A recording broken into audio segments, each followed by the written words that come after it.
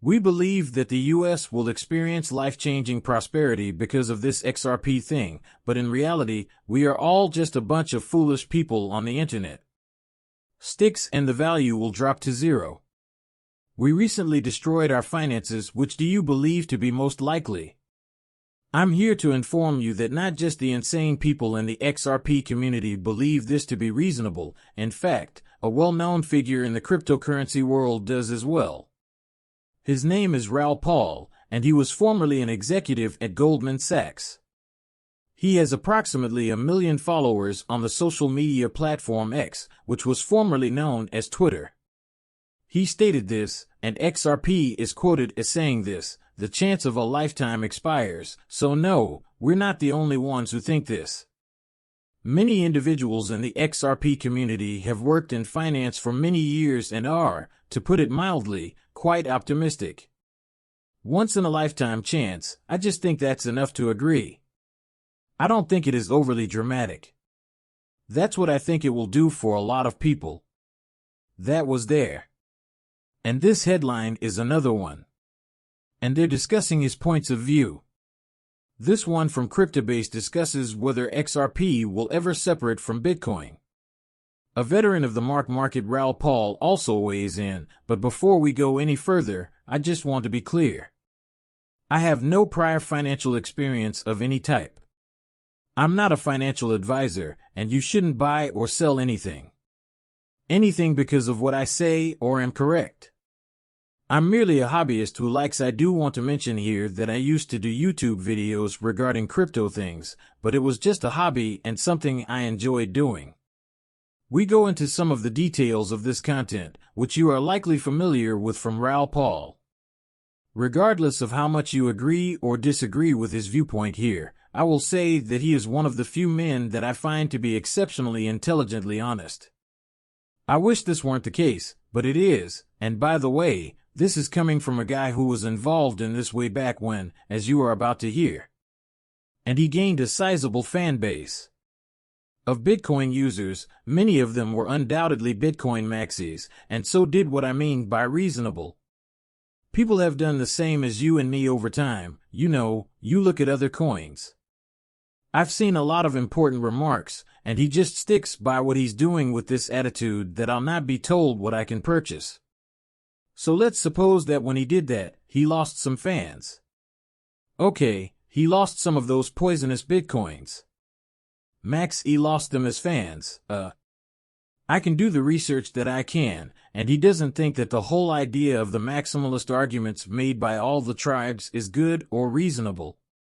For this reason, he did come around, even though he could have just tried to understand his audience by saying, "Oh yeah, Mac chanced to stick with that," but he's not the kind of person he is. He will state whether or not he believes that XRP makes sense, and he does, so in any case, go check this out earlier. This week, a significant discussion on cryptocurrencies, in particular XRP, came to light in a noteworthy interview. Paul, the CEO and co-founder of Real Vision and a former executive at Goldman Sachs, spoke with attorney John Dion about the future trajectories of the cryptocurrency industry. I'll take a moment to acknowledge that I watched the entire thing. If you have the time, I highly recommend watching it. John is to blame. Well, Dion Crypto Law Channel, I had a great time seeing the two together, but in any case, harmony endures after this thought-provoking conversation. Web accessible via Crypto Law, the YouTube channel of TV, one important lesson is Raoul Paul highlighted the value of a thriving community and practical uses for cryptocurrencies, demonstrating his faith in a reasonable approach to managing the volatile cryptocurrency market. Paul's approach is to invest in tangible assets, regardless of the state of the market. He also bought it when everyone else was selling it for this reason. Amid the legal dispute between the SEC and Ripple, as you can see below, I also noted this update in a recent tweet, so Colin Brown is the author. Letting you know about one of his X posts, which says this: Raoul Paul, an executive at Goldman Sachs, takes a risk. He's all in on XRP, referring to it as a once-in-a-lifetime chance. Raoul Paul sees the real world of Ripple and is a big fan of XRP utility as well as a thriving neighborhood. He also highlights the important applications of XRP and Ripple, and are ready to take over trillion-dollar markets by giving millions of people access to financial services. Therefore, folks, this should seem like the biggest no-brainer, but not enough people in crypto, in general, understand this. In the end, though, utility counts. And, if a coin is helping individuals and businesses, Bang will win the day. In the end, that's where the money is flowing, and we're in. The market isn't fully developed, so it's not perfectly efficient, and it's not occurring all at once, but wouldn't that seem like the most obvious, uncontroversial claim ever? I believe so and so. XRP is useful in the real world. Why wouldn't it simply be worthwhile? Much, much more in the future, in any case. As long as there remains peace, XRP will soon surpass many of its rivals in performance. P said that XRP was a once-in-a-lifetime opportunity, and here is the exact phrase. I take it that this is the big shot. When you notice something similar, come here. We know that a true half of the individuals have been locked out, but even so, the price has been drastically reduced. I purchased it at that time because it was a once-in-a-lifetime chance on the market. And ever since, I've held it. Well, let me point out that XRP was roughly $1 in 2021. He said he thought it would likely rise to about 10 times that amount, so he believes $10 XRP is quite reasonable. I can't honestly say that I dispute that I don't make any price predictions, nor do I pretend to know, but it doesn't sound plausible to me. Crazy doesn't sound like the bizarre segment ends intriguingly. John Dion revealed his decision to invest in XRP after learning that the U.S. Securities and Exchange Commission is suing Ripple. Claiming that XRP was an unregistered security, he took advantage of the decreased prices and kept his investment, seeing this as a once-in-a-lifetime chance. Dion sees an XRP even in the face of legal issues since his perspective highlights the potential, and that is one of the things that lawyer Dion stated in that he mentioned to Raoul Paul that he had already purchased XRP before the case, but the price has dropped since then. Because he was stronger, he purchased more. Conviction, and then this notion. Though they cover a couple, okay, so they cover other topics on this page, and there's a separate post from the Crypto Basics talking about this same subject. I'll get right to this section, because they have this little subtitle, which is what I wanted to talk about. Here, XRP can separate from Bitcoin, and Raoul Paul's response to this may surprise you a little bit. So this is another exchange from that same chat with attorney John Day. In any case, the article says this. Paul was questioned by Dion over the possibility of XRP and other tokens escaping the sway of Bitcoin. Paul stated that there would be no such decoupling. He underlined that the macro cycle influencing all market assets is the Bitcoin cycle. Paul maintained that the aftermath of the 2008 financial crisis is a major contributing factor to this phenomenon, where the interest rate was set to zero. Paul claims that the reason behind the fluctuations of Bitcoin, cryptocurrency, and other assets is that major countries around the world are being prompted to issue their debt in a continuous 3 to 5 year sector of this debt refinancing cycle. Paul proposed that the 4-year cycle of market cycles, economic fluctuations, and interest rates combine to produce a synchronized environment in which different assets move in tandem, including XRP and other altcoins.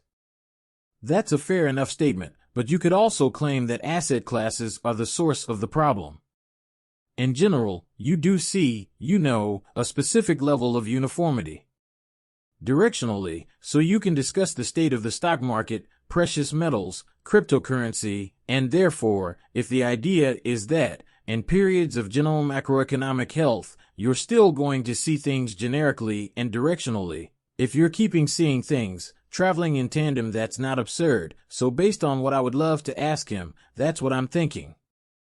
Query: it sounds like he's talking about something different when he talks about decoupling, but I'm not positive. We've seen this progression in the past, but in 2017, roughly 9 out of 10 cryptocurrencies just melted down. If you were around in late 2017, you probably know what I mean. I do think that as the asset class matures, individual cryptocurrencies will be judged on their own merits, whether they are useful or not. But then the number of coins that suddenly became popular in 2021, the final market cycle, I recall way fewer than that.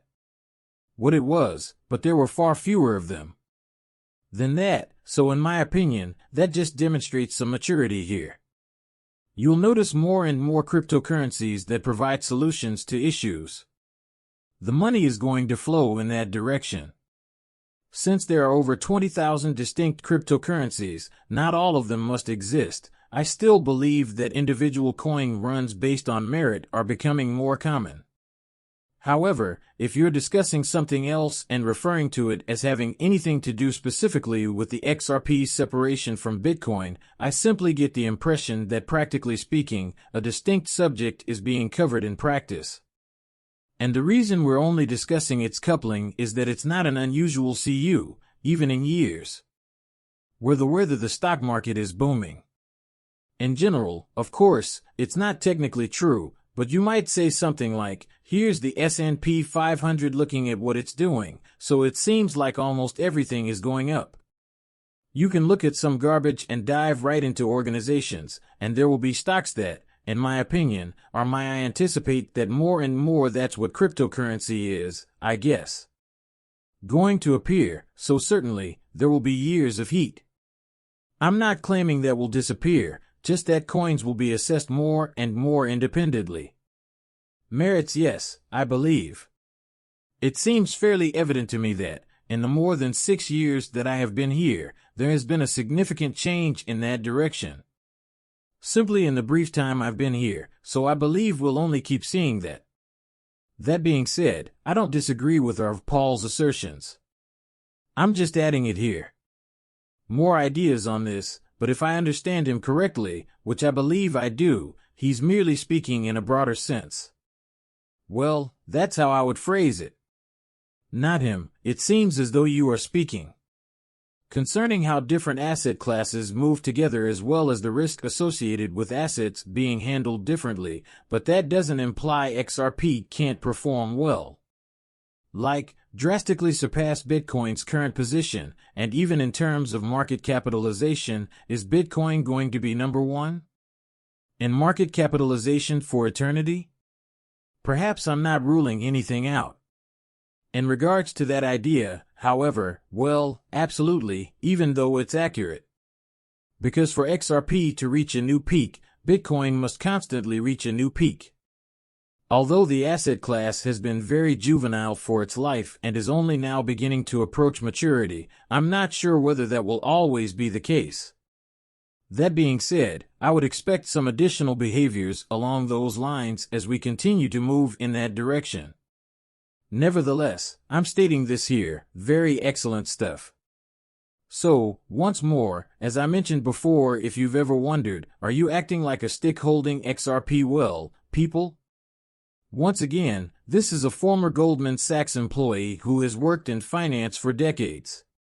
Raoul Paul believes that XRP will eventually cost $10. The future does not consider that to be absurd. And I, can't dispute that this is the chance of a lifetime, as he described it. I'm not a financial advisor because of it. Nothing should be sold to you. Whatever I say or do, that would be a terrible idea until next time.